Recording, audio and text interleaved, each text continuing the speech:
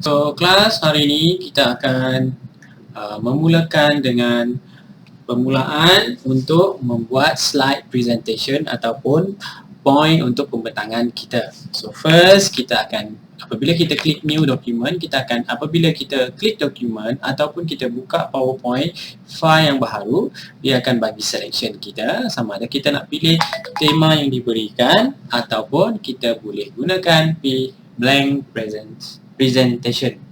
So, first saya akan tunjukkan dahulu penggunaan blank presentation.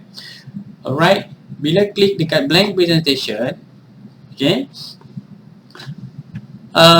this is screen yang sentiasa muncul apabila kita buat pilihan blank presentation.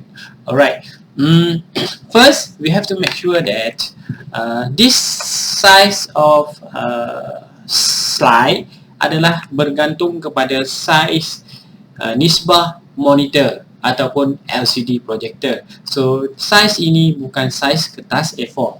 Kenapa? Sebab presentation biasanya akan dibuat di dalam projector ataupun di dalam screen komputer. So, first you have to make sure that size screen pilihan ataupun size slide awak adalah yang betul. So, you untuk semakkan size slide ataupun slide size, pergi ke tab design, slide size. Dekat sini dia ada dua option. Okay? Yang pertama, standard view yang bukan widescreen. Yang kedua adalah widescreen. Sekarang ni teknologi telah berubah. Rata-ratanya mostly widescreen digunakan dalam projector dan juga monitor ataupun screen laptop. Di samping itu, kita juga boleh buat pilihan custom slide mengikut kehendak kita. Kalau kita nak tukar kepada A4, kena key inkan dia punya size, width dan height sendirilah. Okay, but the most important is presentation akan dibuat based kepada nisbah screen monitor ataupun LCD. Okay, first, screen yang pertama adalah ini dikatakan layout. Kedudukan kotak-kotak ini adalah layout. So, there are variety of layout yang kita boleh pilih.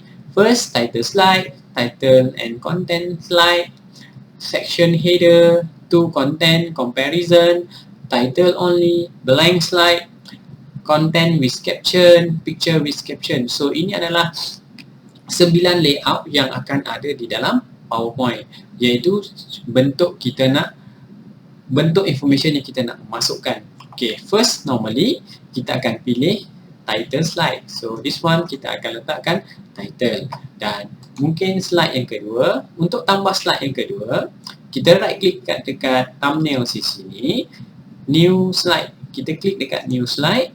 So dia akan muncul iaitu layout untuk title and content.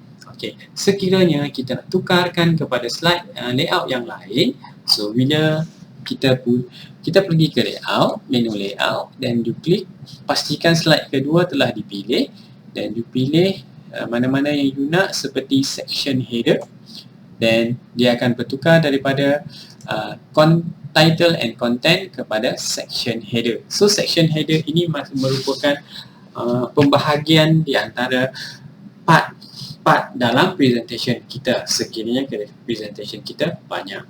Okay, saya masuk lagi slide yang ketiga. Slide yang ketiga dia akan continue default, dia akan ikut slide yang sebelum ini. So, kalau kita nak tukarkan slide yang ketiga ini kepada comparison, dan kita klik comparison, so kita dapati this layout digunakan untuk kita membuat perbandingan di antara komponen A dengan komponen B. So, di dalam ini kita boleh letakkan teks, ayat, ataupun kita boleh letakkan table, kita boleh letakkan chart, smart art, picture, online picture dan juga video di dalam kotak ini. Dan di samping itu, setiap kotak ini kita boleh ubah mengikut kehendak kita, boleh kecil, boleh besar dan sebagainya. Contoh, kita kecilkan dia, tajuk, kita boleh besarkan kotak yang ini, kita boleh besarkan kotak yang ini. So desainnya akan berubah dan menjadi tak balance. Okay, so kita nak kembalikan keadaan asal, kita tekan reset. So dia akan kembalikan keadaan asal daripada kita edit modification, ubah sesuai yang kita buat tadi. So sekarang kita berada pada slide yang keempat. Kita boleh patahkan slide yang kedua menggunakan thumbnail di sini, dan kita boleh bagi ke slide yang terakhir dan kita tambah lagi satu slide. Contoh content with caption di bawah. Alright, so saya bukan tambah, saya telah ubahkan slide ketiga menjadi daripada comparison kepada caption, content with caption. So saya undo. Tujuan saya nak tambah slide. So saya tambah slide dan saya tukarkan layout yang sebelum ini kepada content with caption. So this is comparison. So di slide ini kita boleh pindahkan daripada atas ke bawah, bawah ke atas. So untuk menampakkan kedudukan yang berbeza, saya cuba type dulu. Okay, saya katakan this one tajuk. Slide yang kedua adalah section. Slide yang ketiga adalah comparison. Saya namakan dengan comparison. Saya namakan slide ini base kepada nama layout. This one adalah content with caption. Betul tak? Content with caption. Content with caption. With caption. Okay, now I'm going to show you when we can move up and down. Kita boleh pindahkan daripada atas ke bawah, bawah ke atas slide. So untuk pindahkan, katakan saya pindahkan slide yang keempat dan letak di antara 1 dan 2. Saya klik, jangan lepas, bawa ke atas. So as you can see, kita telah pindahkan slide 4 tadi naik ke menjadi slide yang kedua. Okay, ataupun sekiranya slide kita banyak, kita boleh gunakan slide sorter untuk susunkan, untuk tengok susunan slide yang banyak, dan kita boleh pilih dan pindahkan mengikut kehendak kita dan sebagainya. Okay, so itu adalah dari segi pengurusan modification ataupun ubah kedudukan slide. Kita mengubah layout pada slide, dan juga kita boleh menggunakan slide sorter untuk manage kita punya slide kembali kepada normal view. Okay, di samping itu PowerPoint juga dia mengandungi bahagian yang ketiga dipanggil sebagai notes. Notes ini jarang digunakan. Sebenarnya notes ini penting untuk kita sebagai pembaca, pembentang untuk membaca notes ini, di mana audiens tidak akan nampak notes ini, hanya pembentang sahaja yang menggunakan dia panggil presenter view, yang menggunakan mode presenter view dia akan nampak notes ini. Okey, so contoh saya boleh type tag ini boleh dibaca oleh pembentang sahaja. So this one something like note ataupun remark untuk pembentang untuk tengok benda yang perlu disampaikan bagi setiap slide. Okay, so itu adalah tip and tricks untuk menjadi seorang pembentang yang bagus. Okay, dengan menggunakan notes ini, dia akan menunjukkan kita mempunyai kuasa penyampaian yang lebih baik. Okay, so itu adalah penggunaan susunan layout, slide, dan bagaimana kita nak masukkan maklumat di dalam ini. Contoh, okay, section comparison. So untuk bahagian yang terakhir, layout comparison ini, saya cuba masukkan maklumat di sini. So this one kita boleh type maklumat. Okay, this one kita letakkan adalah A, this one adalah B. So A kita letak maklumat dalam bentuk teks mungkin. Sorry, this one B. B kita boleh letakkan komponen lain seperti gambar ataupun komponen yang lain seperti video, chart dan table. So saya mungkin letak gambar ini, dan saya boleh search kita nak tema apa? Microsoft PowerPoint. So bila search, tekan enter dan dia akan munculkan simbol untuk PowerPoint, dan you klik mana-mana pilihan dan you klik insert. So dia boleh masukkan grafik itu di dalam kotak yang telah tersedia. So itu adalah bagaimana kita nak masukkan information ataupun maklumat grafik di dalam slide. Okay, so ini adalah how to build up a presentation daripada scratch ataupun daripada asal.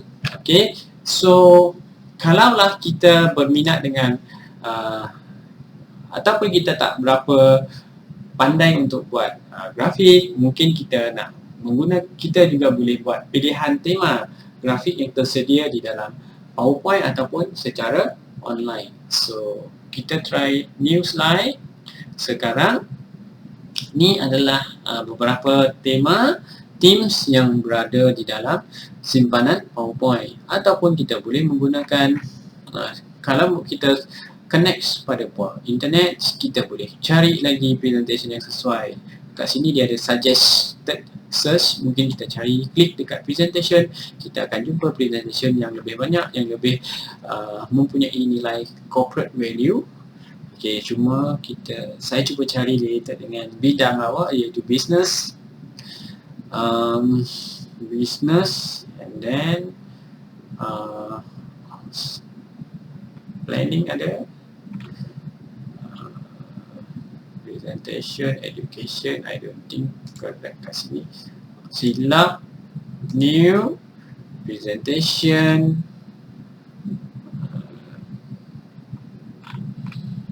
okay, business. So kita boleh pilih contohnya general service,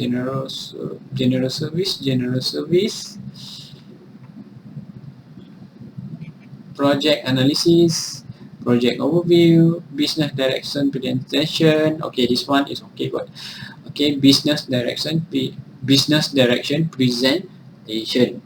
So klik, dia akan tanya kita nak create ataupun tidak. Move your business to the right. This is konsep idea mengenai tema ini.